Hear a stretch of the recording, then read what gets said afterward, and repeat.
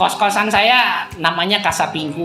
Ya, Casa Pingku yang bangunan baru ini yang baru kita bangun, baru dibuka tanggal 3 September kemarin, bertepatan dengan ulang tahun istri saya. Posisinya letaknya di daerah Pulau Gadung, lebih tepatnya ke arah Cakung ya, di belakang kawasan industri Pulau Gadung. Nah, dari lokasi saya ini masuk ke kawasan industri Pulau Gadung itu bisa jalan kaki. Di sini ada WiFi ya, terus juga air pasti lah ya, kita ngomong air. AC pasti ada ya kan. Nah, satu lagi yang saya pakai tambahan adalah kita pakai akses card. Gitu, akses cardnya itu nanti saya udah nggak pakai bentuk kartu lagi, karena kenapa? Kartu itu kan bentuknya lebar. Saya pakai model gantungan kunci.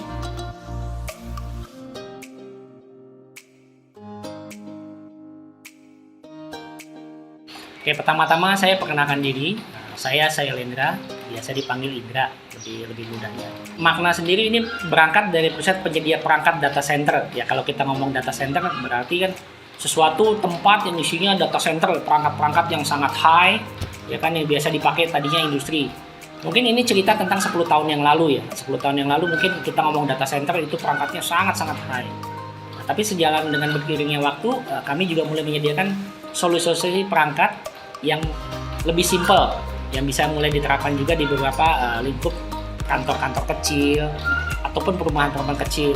Kami punya slogan adalah to meet your need. Jadi artinya kami berusaha untuk memberikan solusi yang terbaik bagi para klien kami, dan juga secara ini juga supaya juga cost efektif. Jadi tidak melulu kita memberikan sesuatu yang harus harganya terlalu mahal, tapi kita juga berusaha untuk bisa memenuhi kebutuhan customer kami. Dan sekarang ini yang kami lagi kembangkan banyak untuk perangkat di kos-kosan.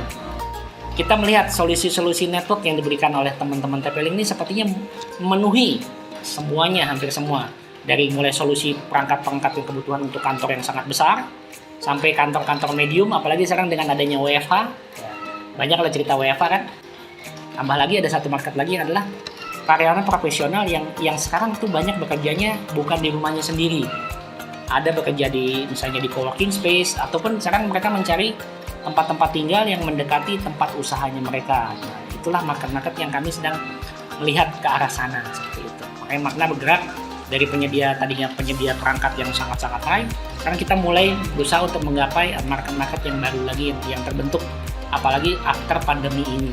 Ini banyak sekali market-market baru yang terbentuk.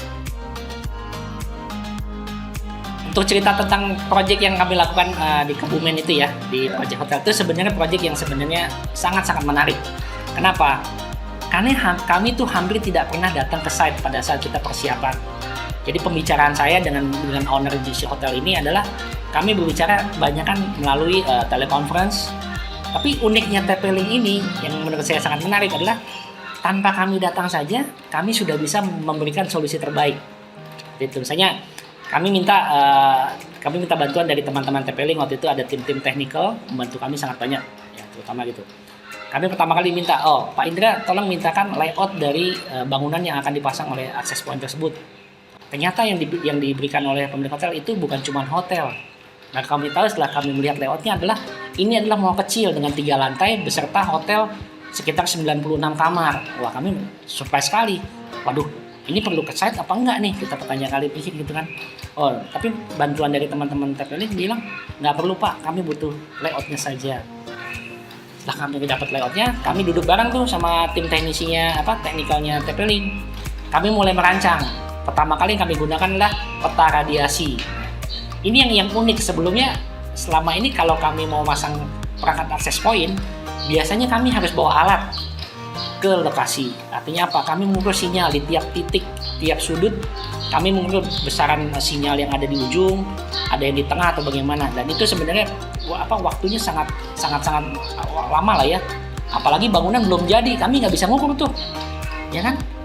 Tapi dengan adanya layout yang diberikan oleh pemilik hotel, lalu juga ada perangkat tools yang diberikan oleh teman-teman dari teknikal yang disebutnya sebagai Omada controller, itu kami bisa melakukan simulasi. Dari gambar layout yang bangunan belum jadi, itu kami bisa mapping seberapa kuat sinyalnya, bagaimana penempatan access point, bagaimana kami akan melakukan pengaturan manajemen SSID dan lain-lain. itu hanya dengan simulasi yang diberikan oleh teman-teman dari TP-Link. Wah, itu sangat-sangat membantu banget. Yang tadinya kami mesti mengeluarkan effort untuk mesti ke daerah, mesti ke site untuk melihat dan lain-lain, ya itu kami bisa potong hampir 75% lah. Waktu kami di sana sudah tidak perlu datang dulu untuk melihat survei lokasi. Nah, setelah bangunan jadi sekitar 80% kita sudah mulai melihat bentuknya, dan itu pun kami mau ke site, kata teman-teman teknik kan nggak perlu Pak, lihat aja dari layout yang ada foto. Nah, dari foto itu pun akhirnya kami bisa mendeploy. Akhirnya diputuskan menggunakan perangkatnya apa saja. Artinya menggunakan perangkat satu controller, lalu juga manageable switch-nya dari TP-Link, lalu router, ya kan? Lalu juga ada perangkatnya access point. Access point sendiri ini tadinya kalau dengan perangkat konvensional yang lama mungkin kami butuh hampir 50-60 titik. Nah, tapi setelah kita diskusi dengan TP-Link, kita bisa mereduce setengahnya. Wah, owner senang sekali kan? Pastinya owner senang sekali. Yang tadinya dia mesti spending sangat besar biayanya, kami bisa kurangi menjadi hampir separuhnya. Setelah itu selesai, 90% bangunan sudah terjadi, kami mulai masuk. Nah, ini juga ada cerita unik. Pada saat kami mau ke sana, tapi ternyata dibilang nggak perlu Pak, menurut teman-teman TP-Link. Bapak setting aja di kantor, nanti Bapak kirim ke sana. Tinggal kasih label, biar teman-teman yang di sana yang pasang. Setelah itu terpasang, kami lihat melalui video conference, lihat bahwa memang sudah terpasang. Peralatan ini begitu kita pasang, kita tinggal menunggu internet. Begitu internet terpasang, sisanya semuanya adalah dilakukan by remote. Wah, itu happy banget kita. Ya, sampai proyek ini selesai aja, sampai hari ini kami belum pernah ke site sebenarnya dengan proyek hotel ini ya. Tapi sejauh ini kami bisa melakukan remote monitoring, remote management, dan juga segala hal yang harusnya kami lakukan di site, kami bisa lakukan hanya dari kantor kami saja sampai hari ini. Oh, itu happy sekali kami dengan cara itu, dan juga owner juga bilang, saya mau lihat, bisa Pak, kita bisa lihat nih daftar kliennya apa aja, daftar pengguna apa aja, bandwidth dan lain semuanya sudah bisa di-manage dari satu konter yang disebut Omada Control ini. Sangat bagus proyek ini.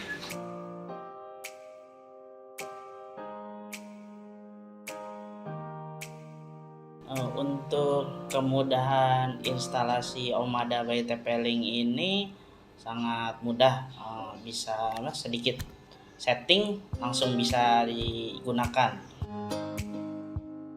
Brand yang lain itu kan dia manage comment ya, manage-nya dengan comment. Nah, kalau di Omada ini kita manage-nya lewat web, dengan web browser itu gampang banget, semudah kita mau ngeklik mouse loh.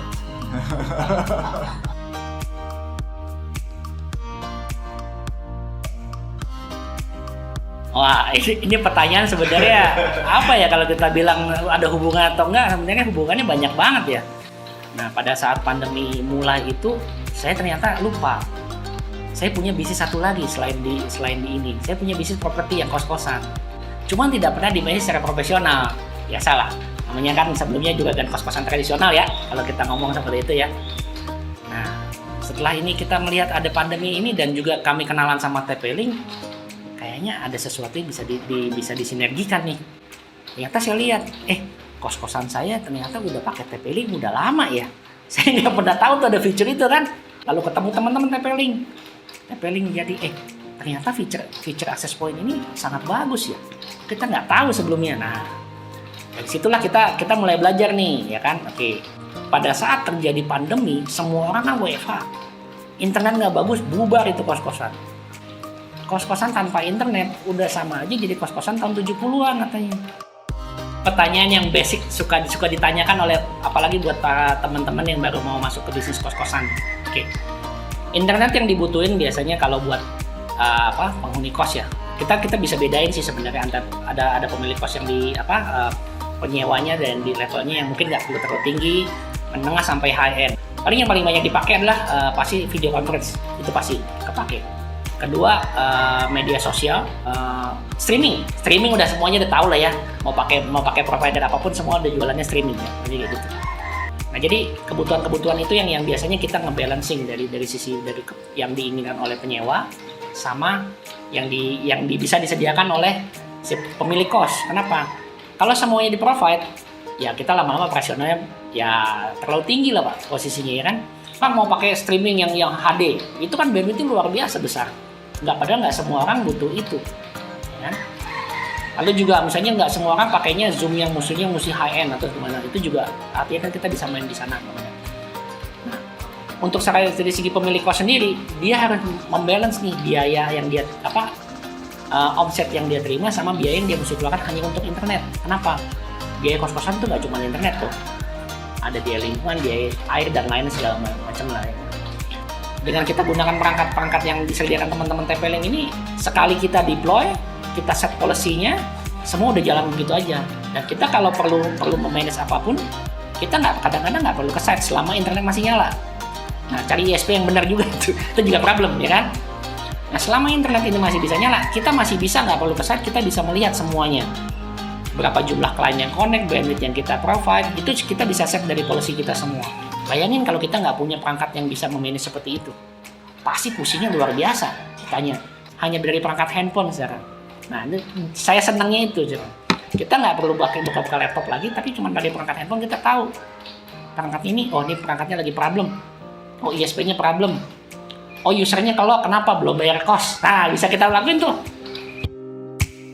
Oke, jadi tadi kan kalau kita ngomongin TP-Link itu perangkatnya banyak kan di perangkat internet ya. Tapi ternyata TP-Link itu punya produk yang kita pakai juga.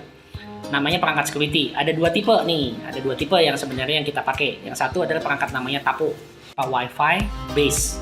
Enaknya Tapo ini kan dia bisa diputar 360 derajat ya. Perangkat Tapo ini enaknya kita bisa dari jauh dari handphone, kita bisa ngomong. Misalnya kita ngomong nih, ada orang di satu titik yang kita nggak suka nih, bilang kita, jangan di situ bahaya, kita ngomong. Nah, tapi Tapo ini dia harus terhubung dengan Wi-Fi. Sinergi dengan yang tadi saya bilang Omada. Saya khusus bikin SSID khusus untuk Tapo. Jadi SSID ini hanya untuk kamera Tapo. Saya udah pernah coba itu sampai satu SSID itu bisa sampai 12 kamera, itu sampai hari ini tidak pernah lag. Kenapa? Karena si SSID ini nempel di access point TP-Link yang bandwidth-nya bisa di-manage. Bandwidth bisa di-manage dan juga policy routing-nya bagus. Nah, ini kita bisa double, kita rekam di SD card, sama lagi kita taruh di perangkat pusat kita. Yang kedua lagi, kita bisa pakai yang namanya VG. Nah, tapi VG ini basisnya adalah kabel. Kenapa? Karena resolusinya jauh lebih tinggi dari Tapo.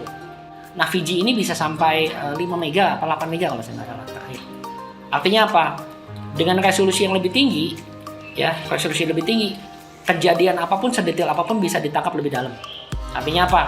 Yang tadinya mukanya nggak kelihatan, begitu itu bisa kelihatan mukanya. Gitu.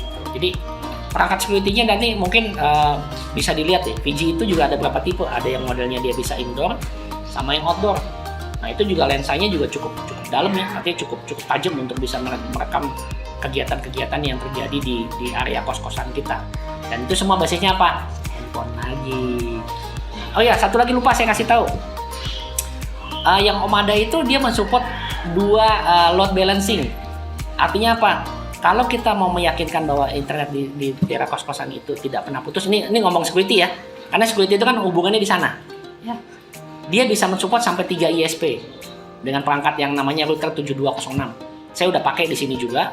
Kita pakai 2 ISP. Dan ini pada saat salah satu ISP bermasalah, ISP kedua akan backup. Aman itu, jadi itu tidak terputus. TP-Link ini bisa kita buka SSID gratisan. Jadi kalau kita mau CSR lah ke lingkungan, ya kan, CSR ke lingkungan, kita berikanlah sebagian bandwidth lah buat ke area lingkungan kita lah. Kan kita namanya bisnis kos-kosan itu kan properti ya, itu kembali lagi ke wilayah. Ya, kalau wilayahnya itu happy sama kita, biasanya kita juga, mudah-mudahan kita juga akan dapat yang baik lah. Karma baiknya di situ. Gitu, seperti itu maksudnya.